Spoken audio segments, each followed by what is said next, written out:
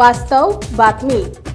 उपोषणकर्ते मनोज जरांगे पाटील गेल्या काही दिवसांपासून राजकीय भूमिका घेत असल्याचा आरोप त्यांच्यावर केला जात आहे। त्यातूनच जरांगे यांनी आगामी लोकसभा निवडणूक लढवावी अशी चर्चाही होत असून भाजपा नेते आशिष देशमुख यांनी तर हे महाविकास आघाडीकडून निवडणूक लढवणार असल्याचा दावाच केला होता। आता आपल्या राजकीय चर्चेबाबत आणि भूमिकेबाबत जरांगे यांनी स्पष्ट शब्दात सांगितले। तसेच प्रकाश आंबेडकर यांचे आव्हान आणि आनंद आंबेडकरांच्या भेटीवरही त्यांनी मौन सोडले।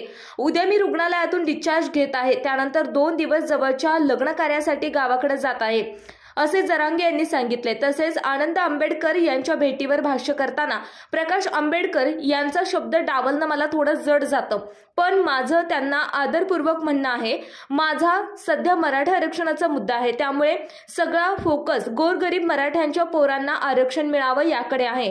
माझा राजकीय मार्ग नाही, माझा सामाजिक मार्ग आहे। मी हा लढा समाजासाठी उभा केलेला आहे असे म्हणत राजकीय भूमिका घेणार नसल्याचे जरांगे यांनी स्पष्ट केले।